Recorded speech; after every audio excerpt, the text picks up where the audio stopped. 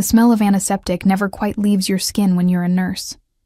No matter how many times I scrubbed my hands raw under scalding water, that clinical scent lingered like a ghost, a reminder of the 12-hour shift I'd just survived at Pinewood General. Outside my small rented cottage, the October wind whispered through the pines that surrounded our little patch of land, carrying with it the earthy perfume of decaying leaves and rain-soaked soil. My hands trembled slightly as I fumbled with the old brass key, the metal cold against my fingertips. "Mommy's home, Lucy," I called softly, knowing Mrs. Peterson from next door would have put my 5-year-old daughter to bed hours ago.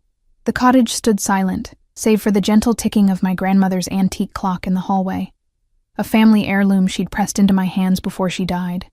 "Time is precious, Eliza," she'd told me, her voice paper-thin, but her eyes still sharp as winter stars. "It slips away when we're not looking. This clock will remind you to spend it on what matters." Now, its steady rhythm counted the precious moments of peace before tomorrow's challenges would begin again. I moved through the darkened living room, sidestepping Lucy's scattered toys, evidence of a happy child in a home where happiness sometimes felt like a luxury we couldn't quite afford. Single motherhood wasn't the life I'd planned, but after David left when Lucy was barely a year old, claiming he wasn't cut out for fatherhood, I'd learned to carry both our worlds on my shoulders. The hospital bills from Lucy's asthma treatments last winter had nearly drowned us, but somehow we kept our heads above water, barely. The kitchen light flickered as I switched it on, illuminating the stack of unpaid bills on the counter. I winced and turned away, reaching instead for the cheap bottle of red wine I'd been saving for a particularly difficult day. Today, qualified.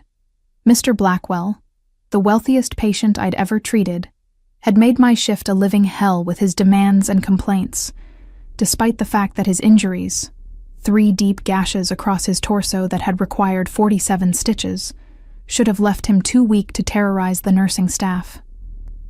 There had been something strange about those wounds. They were too clean to be from a car accident, as he'd claimed, too precise. They looked almost like claw marks, and his recovery rate was nothing short of miraculous. Wounds that should have left him bedridden for weeks seemed to be healing before my eyes. I poured the wine into a chipped mug.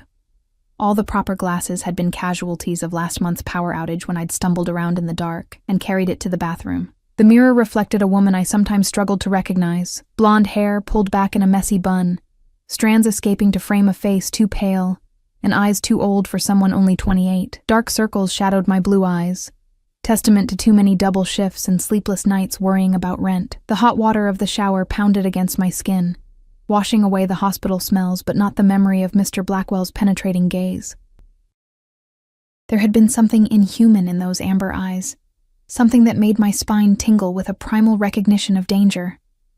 Yet when I'd cleaned and stitched his wounds, his hand had caught mine for just a moment, and I could have sworn I felt him tremble. Not from pain, but from something else. Something that looked almost like vulnerability in a man who radiated power even from a hospital bed. "You have gentle hands," he'd said, his voice a low rumble that seemed to resonate in my chest. "Most people fear touching me." I'd said nothing, focusing on the task at hand, ignoring the way the other nurses whispered about him, about how no one in town knew much about the reclusive owner of the vast estate that bordered the northern woods. The locals called those woods the Shadow Pines, and mothers warned their children not to wander too close after dark. Stories of wolf packs and strange howls had circulated for generations, though I dismissed them as small-town superstition. Clean and exhausted, I slipped into my threadbare robe and padded down the hall to check on Lucy. She slept peacefully, her blonde curls, so like mine, splayed across the pillow, her small chest rising and falling in the gentle rhythm of childhood dreams. Her inhaler sat on the bedside table, a reminder of the fragility that kept me awake on cold nights when her breathing sounded too labored. I brushed a kiss against her forehead, inhaling the sweet scent of baby shampoo and innocence. "We'll be okay," I whispered, more to convince myself than her sleeping form. Back in the kitchen, I noticed something I'd missed before, a thick envelope on the table, my name written across it in elegant script. Mrs. Peterson must have left it, though I couldn't imagine who would send me anything so formal. Inside was a check, that made my hands shake, and a brief note. For your exceptional care, the extra is for your discretion regarding the nature of my injuries. Alexander Blackwell. The amount was more than 3 months' salary. I sat down hard, wine sloshing over the rim of my mug. This would cover Lucy's medical bills, with enough left over to finally fix the leaking roof, and maybe even start a small college fund. Relief warred with suspicion. No one gave away money like this without expecting something in return. What exactly was I being paid to keep quiet about? Sleep eluded me that night, my mind racing with questions about Alexander Blackwell and his mysterious injuries. The wind picked up around midnight, howling around the eaves of the cottage like a living thing. Something about its mournful cry reminded me of the stories about the shadow pines, and I pulled the covers tighter around my shoulders.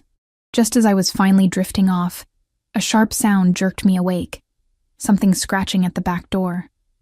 My heart hammered against my ribs as I slipped out of bed, grabbing the baseball bat I kept beside my dresser.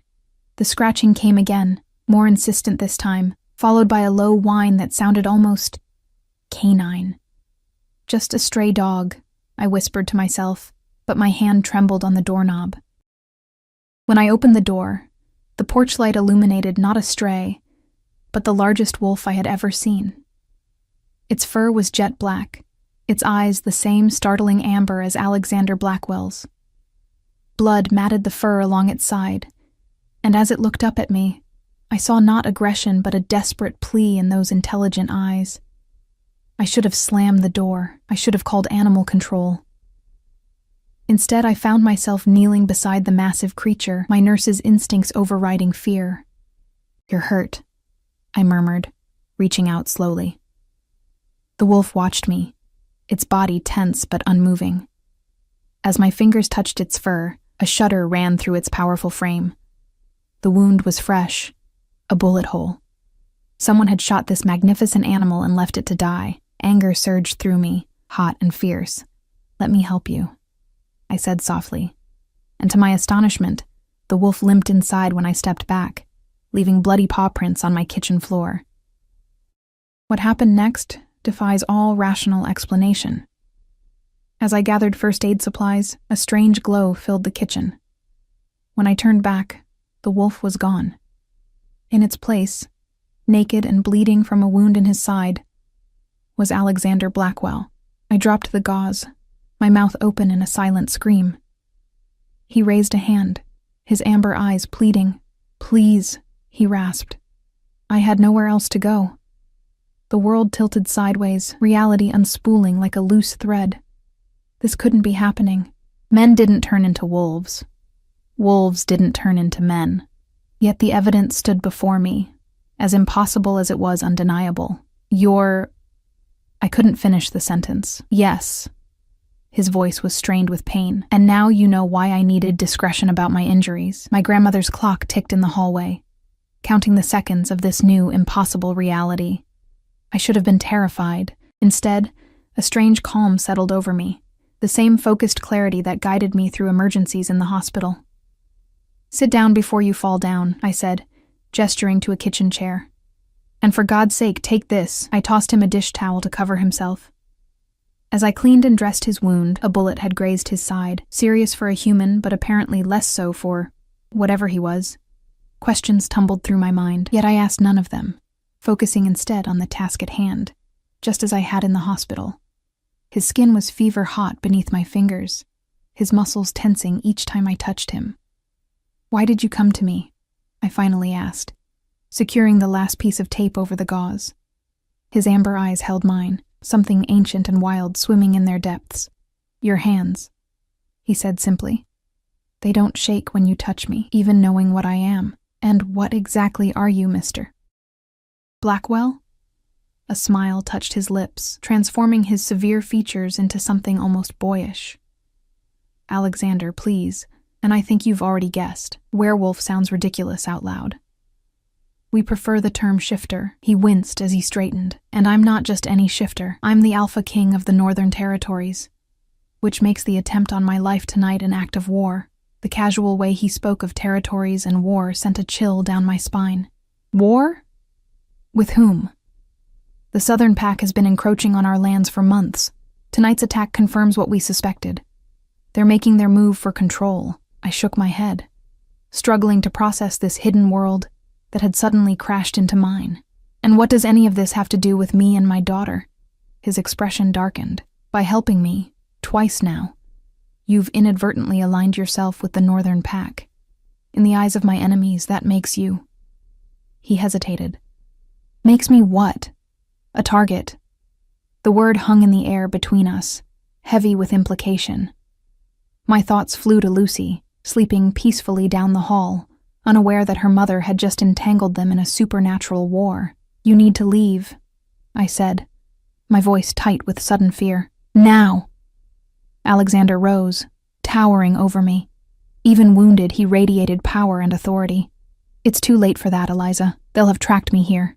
My scent is all over your home now. Then what do we do? Panic clawed at my throat. My pack is coming. They'll form a protective perimeter around your house until I can move you and your daughter to safety. Move us? I can't just leave. I have a job. Lucy has school.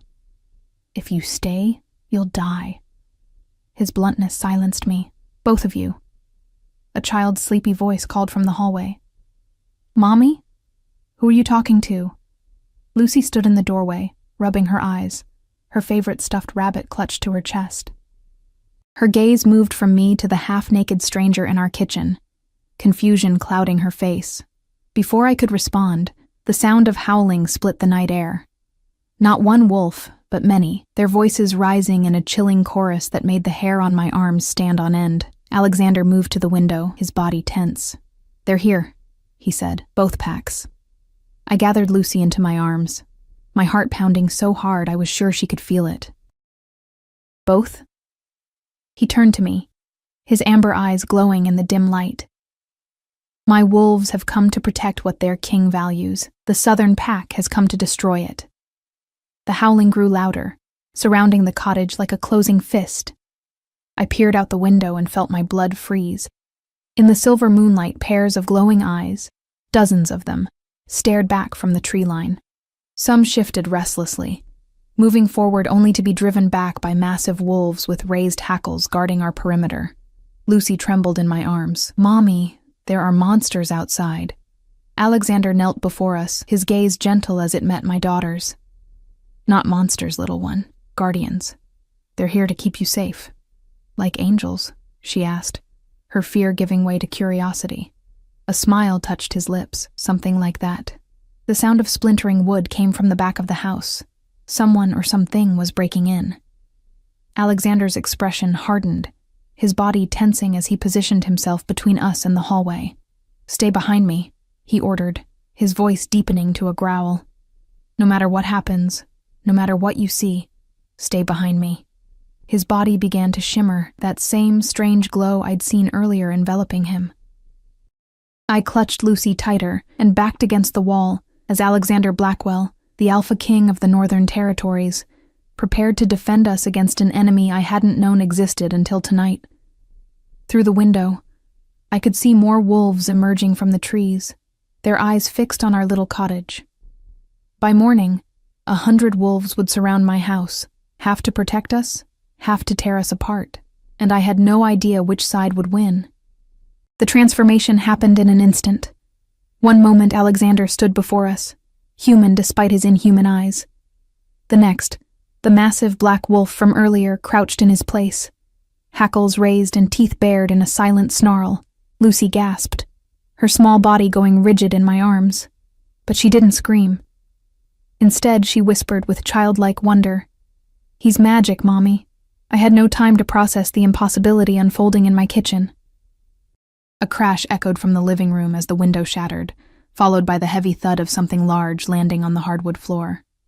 Alexander, the wolf, shot forward with frightening speed, disappearing into the darkness of the hallway. The sounds that followed would haunt my nightmares for months to come. Growls that no natural wolf could produce, the splintering of furniture, and beneath it all, a terrible wet tearing that I recognized from my years in the ER. The sound of flesh giving way. "Close your eyes, baby," I whispered, pressing Lucy's face against my shoulder as I backed us into the corner of the kitchen, my hand fumbling behind me for a weapon. My fingers closed around the handle of a cast-iron skillet, a poor defense against supernatural predators, but better than nothing. The fight moved through the cottage like a violent storm, destroying everything in its path. Glass broke, pictures fell from walls, and beneath the cacophony of destruction, I heard Alexander's pained yelp. Fear clutched at my heart. Not for myself, but for him. This powerful being was injured, fighting to protect us, and losing. "We have to help him," Lucy said suddenly, squirming in my grasp. "We can't, baby. We need to stay here where it's safe." Her blue eyes, so like my own, fixed on me with that stubborn determination she'd inherited from me. "Grandma's clock says we should spend time on what matters. He matters, Mommy. He's protecting us." My grandmother's words from her deathbed, remembered and repeated by a 5-year-old who had never met her. The wisdom cut through my fear, igniting something fierce and protective in my chest. Lucy was right. We couldn't hide while someone fought our battle for us. That wasn't the example I wanted to set for my daughter. "Stay behind the table," I instructed, setting her down and positioning her in the corner furthest from the door. "Don't come out no matter what happens." I gripped the skillet tighter and moved toward the sounds of struggle, my heart hammering against my ribs. The living room was a disaster zone of broken furniture and shattered glass. In the center of the destruction, Alexander's black wolf form was locked in combat with another wolf. This one leaner, with mottled gray fur and a viciousness in its movements that spoke of something more than animal instinct. Both were bloodied, but Alexander was clearly weakening, his earlier wound reopened and fresh gashes visible across his flank. Without thinking, I swung the skillet with all my strength, connecting with the gray wolf's skull. The impact reverberated up my arm, nearly causing me to drop my makeshift weapon. The wolf yelped and staggered, giving Alexander the opening he needed. His massive jaws closed around the intruder's throat in a killing bite. I turned away, but couldn't block out the sound. When I looked back, the gray wolf lay motionless, and Alexander stood panting, blood matting his black fur. Our eyes met, and I saw something shift in those amber depths. Surprise, respect, and something else I couldn't name. The moment shattered as more growls erupted from outside. Through the broken window, I could see shapes moving in the darkness, more wolves approaching the house. "We need to leave," I said, not knowing if Alexander could understand me in this form. But he nodded, an eerily human gesture from the massive wolf, and limped toward the kitchen where Lucy waited. My daughter showed no fear as the bloodied wolf approached. Instead, she reached out a small hand to touch his muzzle. "You're hurt again," she said softly. The air shimmered, and Alexander stood before us once more, human and naked and bleeding. I averted my eyes, grabbing a tablecloth to hand to him. "There's no time for modesty," he said, wrapping the cloth around his waist. "More are coming. My pack is holding them back, but they're outnumbered." He swayed slightly, and I moved instinctively to support him. "You need medical attention," I said, my nurse's training taking over. "What I need is to get you both to safety." His eyes met mine, intense and urgent. "Do you trust me, Eliza? Did I?" This man, this creature, had upended my reality in the space of a night. Yet he'd also fought to protect my daughter when he could have fled. My grandmother had always said trust was earned in actions, not words. Alexander's actions spoke volumes. "Yes," I said simply. He nodded, seeming to gather strength from my answer. "There's a tunnel beneath your house, part of an old moonshine smuggling network from Prohibition. My pack used these woods long before humans built here, and we've maintained the tunnels for emergencies." "A tunnel under my house? How would you know that?" A ghost of a smile touched his lips. "I own this land, Eliza. All of it, including the cottage you rent." The revelation shouldn't have surprised me. Blackwell Estate encompassed most of the northern county, but it sent a ripple of unease through me. How much of our meeting had been chance, and how much by design? "The entrance is in your root cellar," he continued. "It will lead us to a safe house 2 miles east. My beta Marcus will meet us there with reinforcements." Lucy tugged at my sleeve, like a secret passage in my storybooks. Alexander knelt to her level, his expression softening. Exactly like that, brave one. Outside, the howling intensified, punctuated by snarls and yelps that told of battle. Alexander tensed, listening. We need to move, now. I grabbed Lucy's inhaler and my grandmother's clock, the only two things I couldn't bear to leave behind, and followed Alexander to the small door beside the pantry that led to the root cellar. I'd avoided the musty space since moving in, using it only for holiday decorations and rarely used kitchenware. Alexander pushed aside a stack of boxes, revealing a trap door set into the earthen floor. It hasn't been used in decades, he warned, lifting the heavy wooden door with a grunt of pain. Stay close and watch your step. The tunnel beyond was low-ceilinged and damp, the air thick with the smell of wet earth and thyme. Alexander produced a small flashlight from a hidden niche near the entrance, its beam cutting weakly through the oppressive darkness. What about your injuries? I whispered, as we moved deeper into the tunnel, the sounds of fighting fading behind us. They'll heal, he said tersely. Faster than human wounds, but not fast enough. Blood still seeped from the gashes on his torso, leaving a trail that made my stomach clench with worry. And the one you killed? His shoulders stiffened.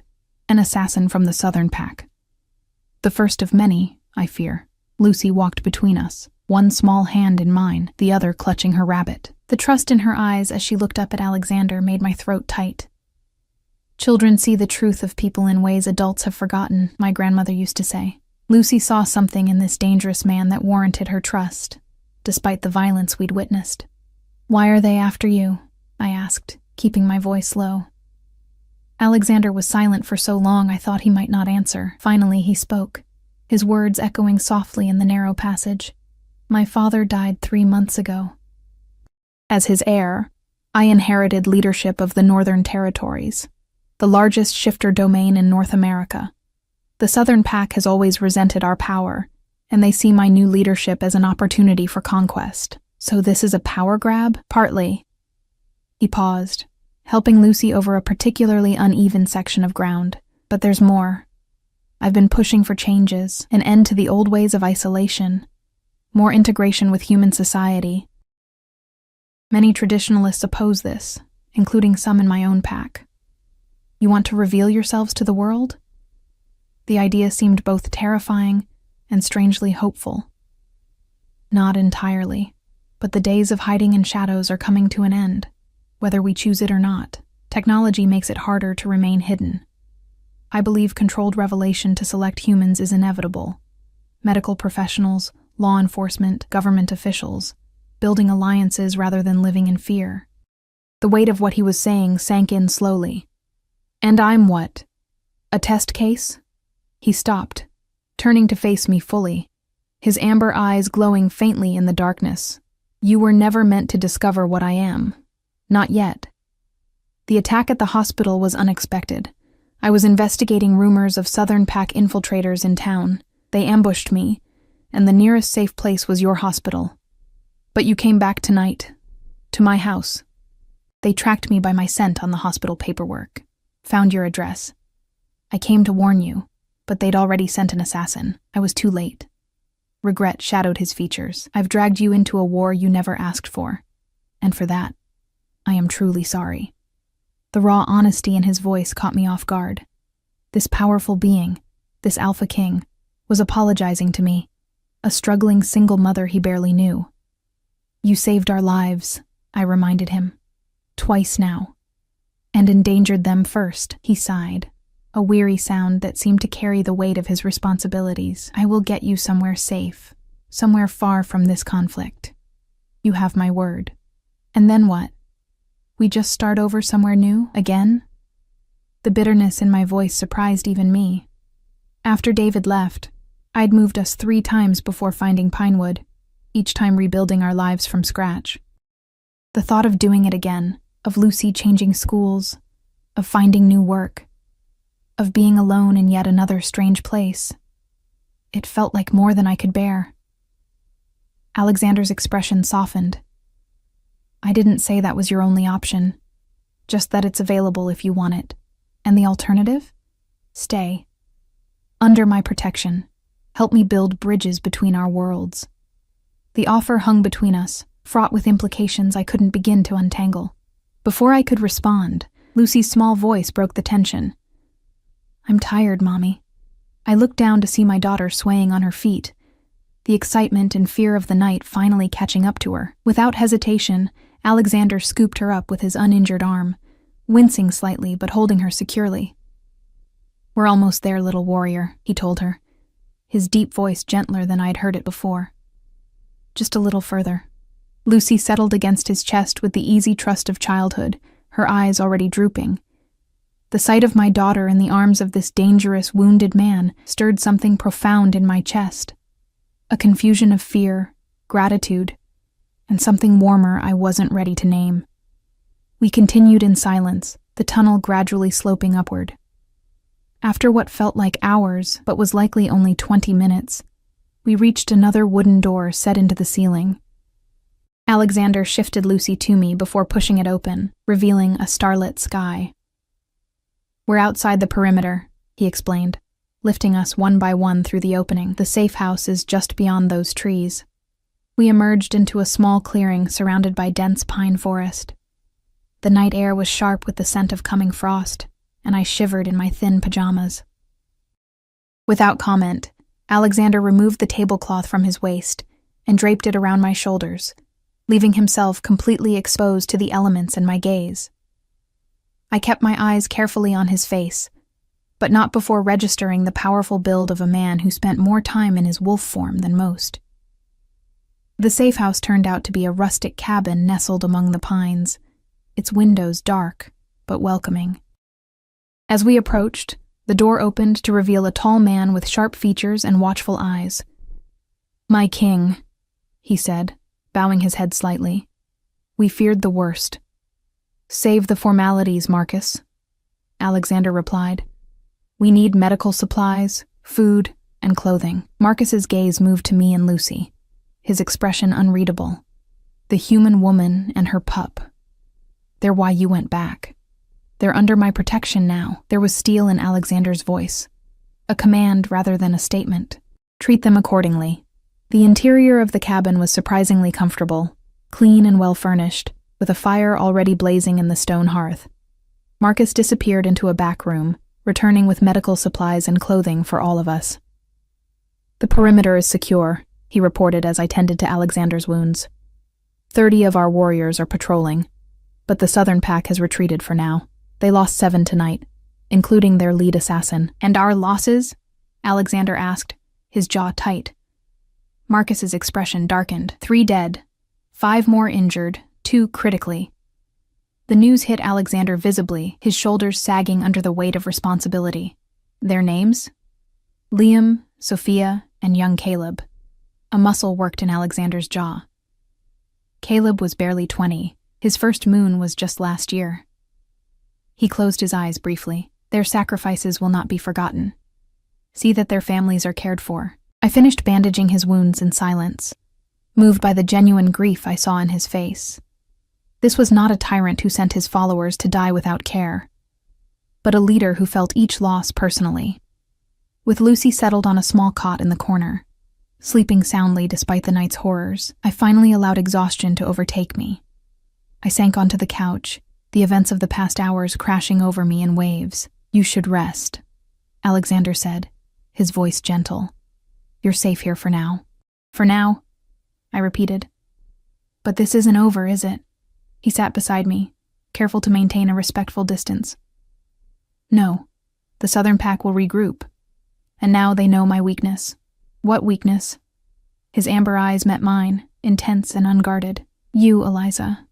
You and your daughter. They've seen that I value human lives, your lives specifically. In their eyes, that makes me unfit to lead. Because you showed compassion, because I risked everything to protect you." He leaned forward, his gaze holding mine. "Do you know what they call you in the whispers already spreading through the packs? The woman who healed the king. There are ancient prophecies about humans who bridge our worlds, who bring change and chaos in equal measure. Some welcome such change. Others fear it enough to kill for it. A chill ran through me that had nothing to do with the night air. I'm just a nurse who did her job. Nothing more. Are you?" He reached out slowly, giving me time to pull away, and brushed a strand of blonde hair from my face. You faced a shifter assassin with nothing but a kitchen skillet. You trusted a wounded wolf enough to bring him into your home, not once, but twice. There's something rare in you, Eliza. A courage that has nothing to do with physical strength. His touch lingered on my cheek, fever-warm and surprisingly gentle for hands that could transform into lethal claws. Something electric passed between us. A recognition that transcended the strangeness of our circumstances. The moment shattered as the cabin door burst open. A young shifter stumbled in, blood streaming from a gash across his forehead. "They're coming back," he gasped. "All of them. The Southern Alpha himself is leading them." Marcus was on his feet instantly. "How many?" "At least 100. Maybe more." The young shifter's eyes were wide with fear. "They say they won't leave without the human woman and her child." Alexander rose, his expression hardening into something ancient and terrible. "Then they won't leave at all." He turned to me, and in his eyes I saw not just the man, but the wolf, the predator, the protector, the king. "Stay here with Lucy. No matter what you hear, no matter what happens, do not leave this cabin." "You can't fight them all," I protested, rising to stand before him. "You're injured, outnumbered. This is my territory," he said simply. "My people. My responsibility." He paused, something vulnerable flickering across his face. "And now, you and Lucy are my responsibility too." Before I could respond, a howl split the night, different from the others, deeper and more commanding. The sound raised the hair on my arms and sent a primal shiver down my spine. "The Southern Alpha," Marcus said grimly. "He's calling you out directly." Alexander moved to the door, his body already beginning to shimmer with the change. He looked back at me one last time, his amber eyes burning with fierce determination. "I will come back for you, Eliza," he promised, "both of you." Then he was gone, the door closing behind him with a finality that felt like a physical blow. I moved to the window, watching as he strode into the clearing, his body glowing, shifting, transforming into the massive black wolf I was beginning to recognize. Around him, other wolves emerged from the trees, his pack gathering to their king. From the opposite tree line, more wolves appeared, lean, hungry shapes with eyes that gleamed with malice even from a distance. At their center prowled a wolf larger than any except Alexander, its fur silver in the moonlight. The two packs faced each other across the clearing, the air between them charged with ancient hatred and new bloodlust. Alexander and the silver wolf stepped forward, circling each other with teeth bared. The fight for dominance was about to begin, and I knew with sickening certainty that only one alpha would walk away. I gripped the windowsill, my heart pounding so hard I could barely breathe. In the space of a single night, my ordinary life had shattered, replaced by a reality where monsters were real, and the line between human and animal blurred. And somehow, impossibly, I found myself praying for the safety of a wolf who had become, in the chaos of violence and revelation, something I wasn't ready to name but couldn't bear to lose. Block 3, the battle that unfolded in the moonlit clearing, defied everything I thought I knew about the natural world. Alexander and the silver wolf, the Southern Alpha, moved with a speed and ferocity that blurred the line between combat and dance, their massive bodies colliding with forces that should have shattered bone.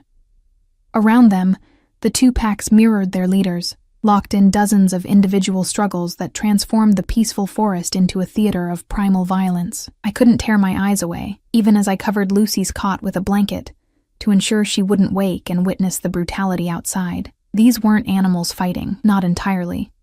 There was strategy in their movements, coordinated attacks that spoke of intelligence directing the savagery. Alexander fought with the skill of someone who had spent decades honing his abilities, each movement precise despite his injuries. But the Southern Alpha was equally matched, and fresh, where Alexander was wounded. As the battle wore on, I could see Alexander tiring, his reactions slowing fractionally. A vicious bite to his already injured side sent him staggering, and the silver wolf pressed his advantage, going for the killing strike at Alexander's throat. At the last moment, Alexander twisted away, but not quickly enough to avoid a deep gash across his shoulder. He stumbled, and for one heart-stopping moment, I thought he would fall. The silver wolf circled, preparing for a final attack. Without conscious thought, I found myself at the cabin door, Marcus's restraining hand on my arm. "You cannot interfere," he said, his voice low but firm. "This is a battle of alphas. If anyone aids either combatant, it will invalidate the challenge and result in all-out war." "He's going to die," I whispered, my voice breaking. Marcus's grip tightened. "He is stronger than you know. Have faith in your king. Your king." The words echoed strangely in my mind. Alexander wasn't my king. I was human, not part of this hidden world of packs and territories. Yet in the space of one night, my fate and Lucy's had become inextricably bound to his. Outside, the silver wolf lunged again, but this time Alexander was ready. In a move too fast for my eyes to track, he twisted beneath the larger wolf's attack and caught him mid-leap, using the Southern Alpha's momentum to slam him to the ground. Before his opponent could recover, Alexander's jaws closed around the silver wolf's throat, not in a killing bite, but in the unmistakable hold of dominance. For several tense seconds, the two wolves remained frozen in this tableau of power. Then, slowly, the silver wolf went limp, a whine of submission escaping his throat. Alexander held the position a moment longer before releasing him and stepping back, his posture regal despite his bleeding wounds. A ripple moved through both packs as the silver wolf rose, shook himself, and then, to my astonishment, lowered his head in submission before Alexander. One by one, the southern wolves followed suit, creating a circle of bowed heads around the victorious northern alpha. "It's over," Marcus breathed, relief evident in his voice. "He's won their submission without killing their alpha. Now they must honor the terms of challenge." "What terms?" "The northern territories remain under King Alexander's rule. The southern pack must withdraw and may not challenge again for 7 years. And," he glanced at me, "his protection of you and your daughter cannot be contested." The wolves were dispersing now, the southern pack slinking back into the forest, while Alexander's followers moved to surround him, some shifting back to human form to help their injured comrades. Alexander himself remained in wolf form, his amber eyes fixed on the cabin where I stood watching. Even from this distance I could feel the weight of his gaze. "He needs medical attention," I said, already gathering supplies. "Those wounds are serious, even for whatever he is." "Shifter," Marcus corrected gently. "And yes, they are. Though we heal faster than humans, an alpha's injuries from another alpha take longer to mend." He paused, studying me with new respect. "He will allow you to tend him. That's unprecedented." "Why?" "Our kind doesn't easily trust humans with our vulnerability. For our king to accept your care not once, but 3 times now, it marks you as something special to our pack." I wanted to protest that I was nothing special, just a nurse doing what I was trained to do, but the words died in my throat as Alexander limped into the cabin, his massive wolf form barely fitting through the doorway. Blood matted his black fur, but his eyes were clear and alert as they found mine. The air shimmered around him, and once again, the wolf gave way to the man. This time, I didn't look away.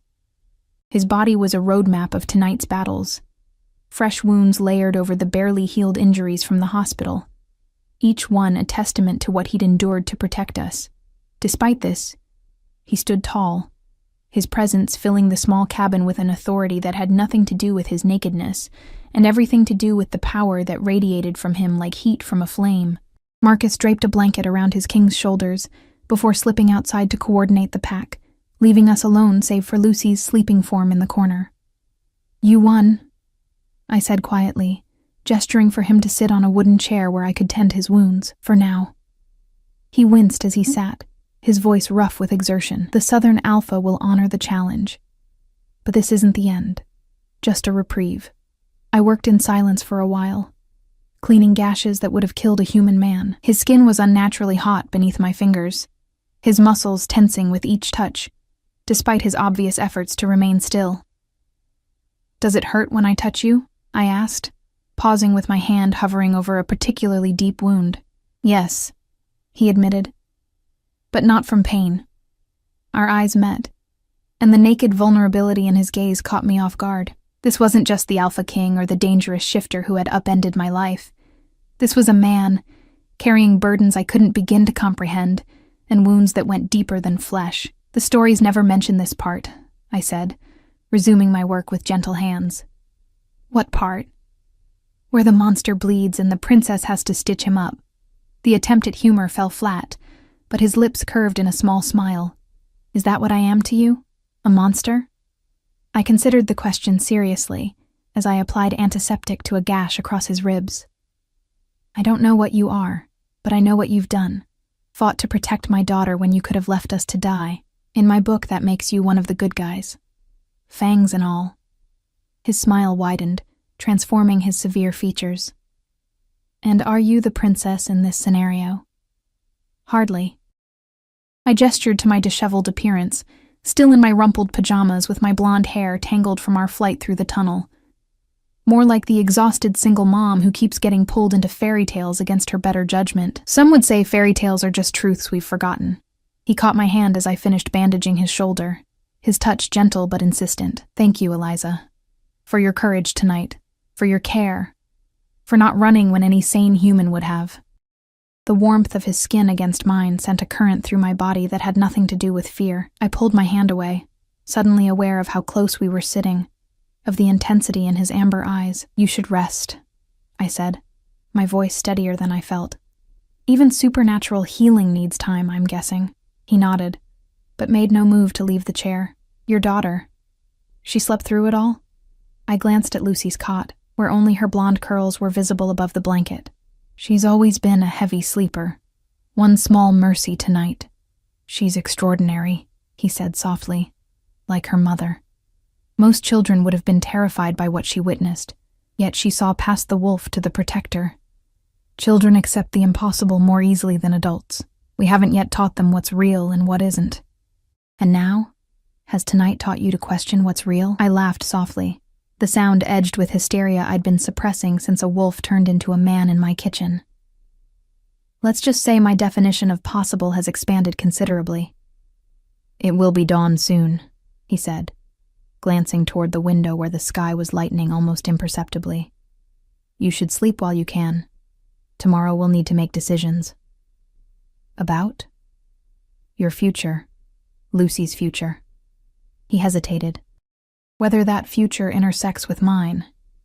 The weight of what he was saying, and what he wasn't saying, hung between us. I was too exhausted, too overwhelmed to untangle the implications tonight. One apocalypse at a time, I murmured, moving to check on Lucy one last time before finding my own place to rest. Alexander watched me with those unnervingly perceptive eyes.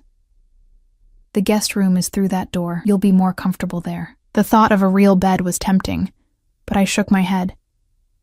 I need to stay where I can see Lucy. I settled onto the couch, pulling a throw blanket over my legs. What about you? Where will you sleep?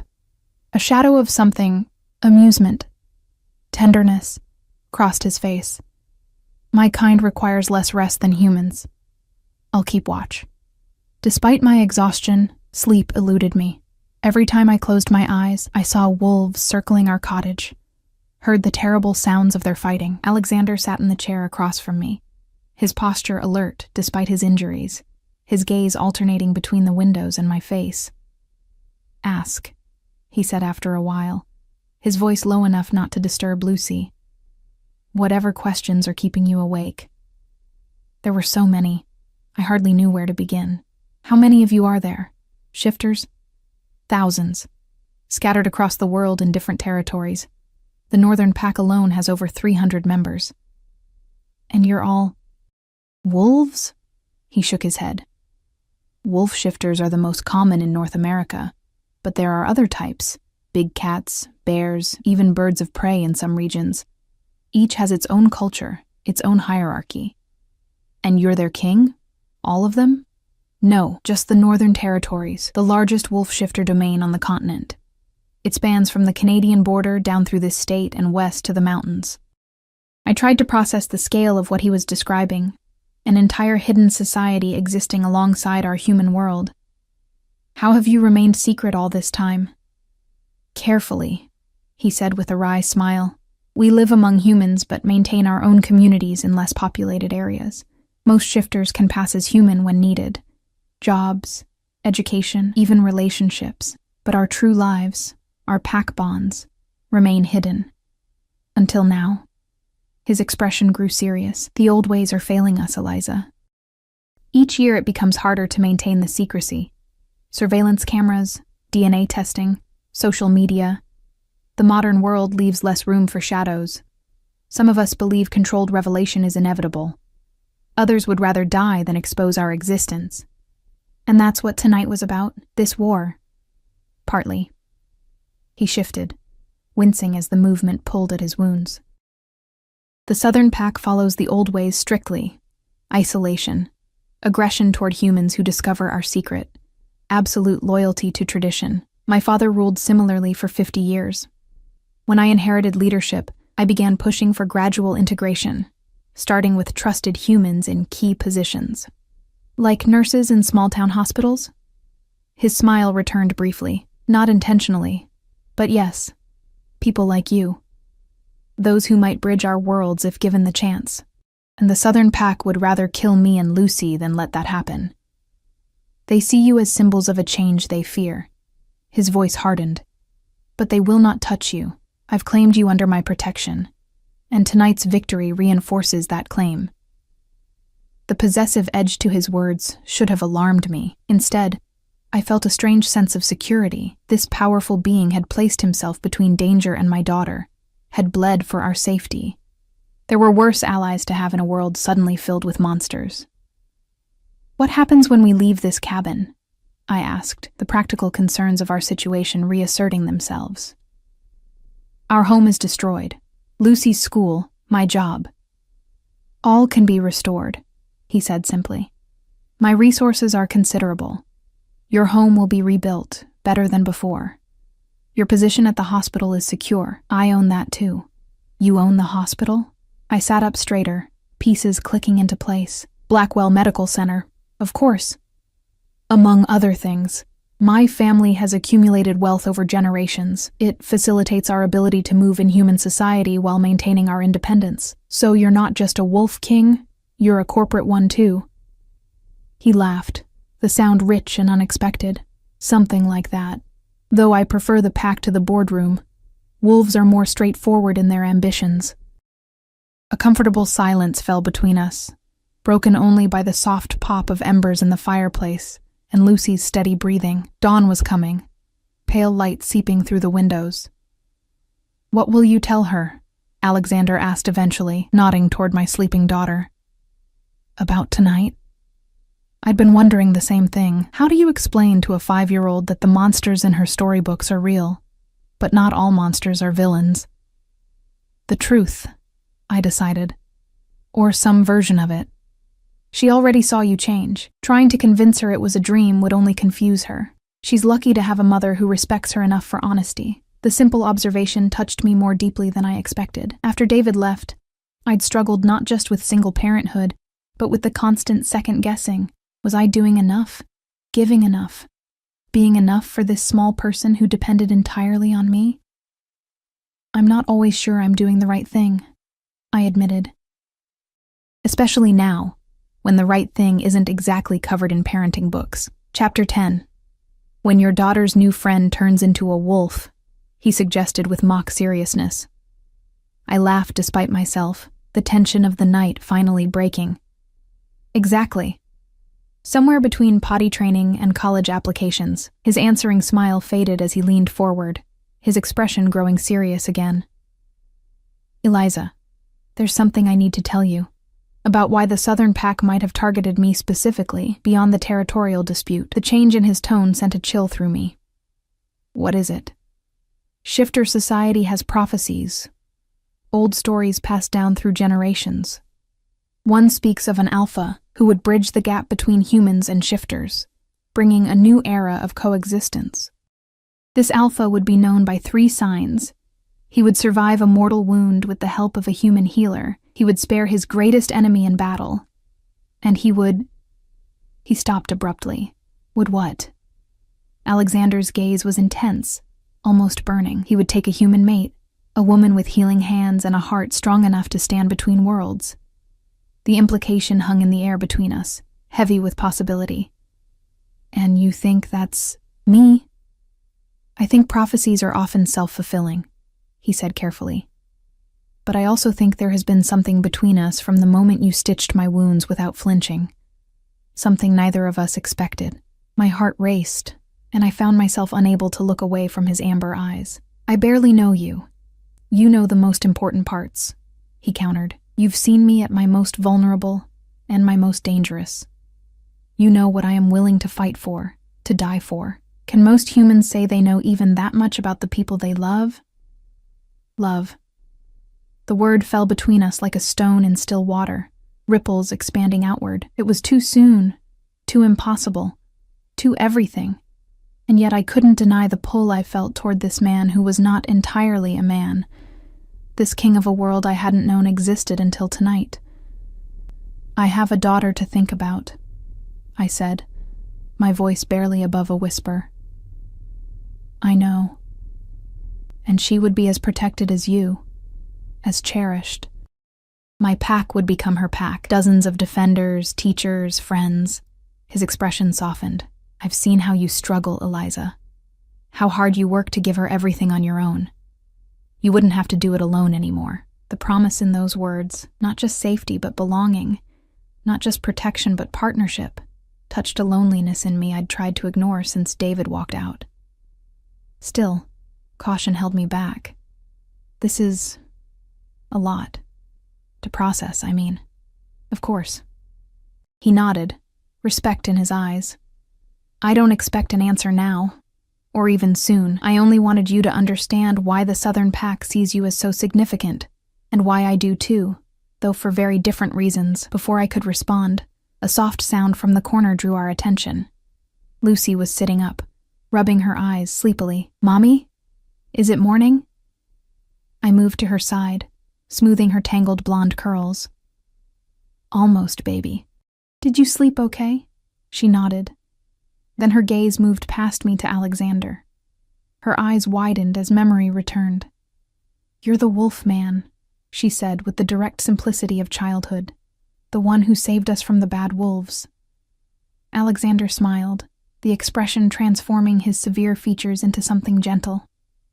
That's right. My name is Alexander. Are you still hurt? She asked, eyeing the bandages visible above the blanket around his shoulders. A little. But your mother has very healing hands.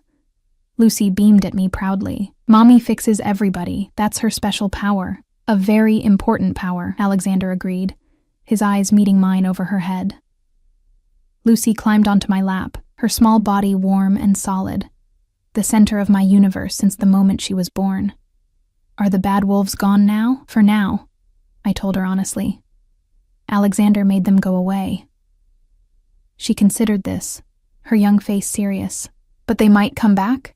They might, Alexander answered, matching her directness. But I promise they won't hurt you or your mother. My pack, my family, will make sure of it. Because you're the king wolf, she stated with certainty. He looked startled, then laughed. Yes, I suppose I am. In my storybook, the king always protects the kingdom, she informed him solemnly, and the queen helps him. I felt heat rise to my cheeks at her innocent observation. Lucy? It's true, she insisted. Kings need queens to help them do the right thing. That's what Mrs. Peterson says when we read fairy tales. Alexander's expression was carefully neutral, but I caught the gleam of amusement in his eyes. Mrs. Peterson sounds very wise. A knock at the door interrupted the increasingly awkward conversation. Marcus entered, his face grim despite the victory hours earlier. My king, we've received reports from the scouts. The Southern Pack has withdrawn beyond the territory borders as agreed, but they've left something behind. He hesitated, glancing at Lucy. Something you should see. Alexander rose, the blanket secured around his waist. Stay here, he told us. I'll return shortly. After he'd gone, Lucy turned to me with wide, serious eyes. Is he going to be our friend now, Mommy? Friend seemed an inadequate word for the man who had bled to protect us, who had spoken of prophecies and mates and pack bonds. I think so, sweetheart. Would you like that? She nodded enthusiastically. He's nice, and brave, and he looks at you the way Prince Eric looks at Ariel." I laughed, both embarrassed and touched by her perception. "Does he now?" "Uh-huh. Like your magic." Before I could formulate a response to this observation, the cabin door opened. Alexander returned, fully dressed now in clothes Marcus must have provided. His expression was dark, his body tense with renewed anger. "What is it?" I asked, instantly alert to the change in him. "What did they leave?" "A warning," he said grimly. "Written in blood on the trunk of an ancient oak at the edge of the property. An oak sacred to both packs for generations." "What did it say?" He glanced at Lucy, clearly measuring his words. It was a quote from an old shifter text about the dangers of mixing blood between species, and beneath it, a crude drawing of a woman and child. The message is clear. They've accepted my victory for now, but they haven't given up their opposition to what they believe I represent. Fear clawed at my throat. Us. They haven't given up on targeting us. No. His jaw tightened. Which means I need to accelerate my plans, starting with securing the two of you. Securing us how? His eyes met mine, determination hardening his features into something regal and unyielding. By bringing you into the heart of shifter territory, under the full protection of my pack. To my home. Your home? Blackwell Estate, the ancestral seat of the Northern Alpha Line for over 200 years, the most heavily guarded location in the territory. He knelt before me, his voice softening. "It's the only place I can guarantee your safety while we determine our next steps." The thought of going from my small rented cottage to an estate grand enough to be the headquarters of a supernatural kingdom was overwhelming. Yet the alternative, remaining vulnerable to enemies I barely understood, was unthinkable with Lucy's safety at stake. "When?" I asked simply. "Now, as soon as possible. The pack is already preparing for our arrival." Lucy tugged at my sleeve, her expression a mixture of excitement and uncertainty. "Are we going to live in a castle, Mommy?" Alexander smiled at her, warmth breaking through his concern. "Not exactly a castle, little one, but there are towers and gardens and forests to explore." Her eyes widened. "Like in Beauty and the Beast?" "Something like that," he agreed, amusement briefly replacing the tension in his face. I looked between them, my daughter, already enchanted by the fairy tale unfolding around her, and this dangerous, compelling man who had shattered my understanding of reality and was now offering us sanctuary in his world. The rational part of my mind screamed caution, but something deeper, something that recognized the truth in Alexander's eyes when he spoke of prophecies and connections, pushed me forward. "Okay," I said, decision crystallizing. "We'll come to your home, but this isn't permanent. It's just until we figure out a safer solution." Relief and something more complex passed over his features. "Of course." Marcus appeared in the doorway again, this time accompanied by a petite woman with sharp features and assessing eyes. "The vehicles are ready, my king, and I've brought Elena to help with preparations." Alexander nodded. "Elena is my sister," he explained to me, "and much better at selecting women's clothing than I am." Elena stepped forward, her gaze traveling over me with curious intensity. "So you're the human healer everyone's talking about." A smile softened her scrutiny. "Welcome to our pack, Eliza, you and your daughter both." There was something ceremonial in her words, something that made them feel more significant than a simple greeting. Alexander's expression confirmed it. This was more than casual conversation. "Elena," he warned, his sister's smile widened. "Don't worry, brother. I'm not rushing anything, just acknowledging what everyone already sees." She turned to Lucy, her demeanor warming further. "And you must be the brave little girl who wasn't afraid of the big bad wolf. I've brought some clothes for you and your mother, and breakfast is waiting in the cars." As Elena led us to a back room where fresh clothing had been laid out, I caught Alexander watching me, his amber eyes unreadable. Something was shifting between us, around us. Forces set in motion by choices already made, and others still to come. I could feel the weight of expectation, of prophecy, of possibility settling around my shoulders like an invisible cloak. The morning sun broke fully over the horizon, painting the clearing golden through the windows. A new day, in a world forever changed. Lucy's small hand slipped into mine, warm and trusting. "It's going to be an adventure, Mommy," she whispered excitedly. Looking into Alexander's eyes across the room, at the promise and the danger they held in equal measure, I could only agree. "Yes, baby, it certainly is." Blackwell Estate materialized through the morning mist, like something from another century. A sprawling stone manor with ivy-covered walls and towering windows that caught the early sunlight. As our caravan of black SUVs approached through wrought iron gates, I felt Lucy press her face against the window, her breath fogging the glass. "It really is a castle," she whispered in awe. Beside me, Alexander smiled at her reaction. "My family has lived here for generations," he explained. "The original structure dates back to 1798, though we've made some modern improvements." The understatement became apparent as we entered the estate. Beyond its historic facade, Blackwell Manor was a perfect blend of old-world elegance and contemporary luxury. High ceilings with intricate moldings housed discreet security systems. Antique furniture coexisted with state-of-the-art technology. Yet what struck me most wasn't the opulence, but the sense of life within these walls. Dozens of people moved purposefully through the halls, some clearly shifters by the deference they showed Alexander, others human staff who seemed remarkably unfazed by the supernatural currents around them. "How many people know?" I asked, as Alexander led us through a grand foyer. "About what you are? At the estate?" "All of them. The human staff are either born into shifter families without the gene, or they've earned our trust over years of service." He gestured to an elderly man arranging flowers in a massive crystal vase. "Harold's family has served mine for 4 generations. His great-grandfather was my grandfather's confidant." Harold bowed slightly as we passed. "Welcome home, Your Majesty. And welcome to Blackwell, miss," he added with a warm smile for Lucy and me. Alexander showed us to a suite of rooms in the east wing, a spacious sitting area connected to 2 bedrooms, all decorated in soothing blues and creams.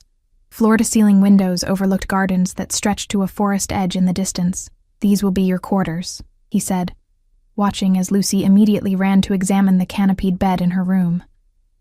"I hope they're comfortable." "They're bigger than our entire cottage," I replied, still struggling to reconcile this palatial setting with the reality of my life 24 hours ago. "Eliza," Alexander's voice softened as he stepped closer. "I know this is overwhelming, all of it. The pack, the danger, this place. But I meant what I said at the cabin. You're not alone anymore." The sincerity in his amber eyes made my throat tighten. Before I could respond, Elena appeared in the doorway. "The council has assembled, brother. They're waiting in the great hall." Alexander sighed. "Of course they are." He turned back to me. "I have to address my advisors about last night's events. Will you be all right here? Elena can show you around, and there are guards stationed throughout the wing."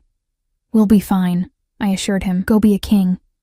A smile touched his lips. "I'll return as soon as I can. We have much to discuss." After he left, Elena gave us a tour of the areas relevant to daily life, the kitchens where chefs prepared meals around the clock, the library with thousands of volumes including rare texts on shifter history, and the gardens where Lucy could play safely within the protected perimeter. "He's never brought humans here before," Elena commented as we watched Lucy chasing butterflies in a sunlit courtyard. "Not like this." "Like what?" Her knowing smile reminded me uncomfortably of her brother's. "Under his personal protection, in the family wing." She hesitated. "There are rumors spreading through the pack, about prophecies being fulfilled. Alexander mentioned something about that." "Did he tell you all of it? About the alpha and his human mate?" I nodded, embarrassment heating my cheeks. "He said prophecies are often self-fulfilling." "True, but some are simply destiny recognizing itself." Elena's expression grew serious. "My brother has never looked at anyone the way he looks at you, Eliza." Not in all his 36 years. I struggled to form a response, saved by Lucy running over with a fistful of wildflowers. "Mommy, look what I found. Can I put them in our room?" "Of course, sweetheart." I smoothed her blonde curls, grateful for the interruption. Later that evening, after Lucy had been fed and tucked into bed, I stood by the windows watching moonrise over the forest, The events of the past 24 hours replayed in my mind. The wounded wolf at my door, the battle at the cottage, Alexander's revelation about prophecies and mates. A soft knock drew me from my thoughts.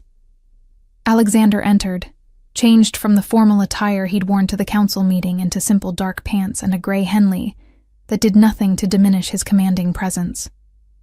"Your daughter is asleep?" he asked, joining me at the window. Out like a light.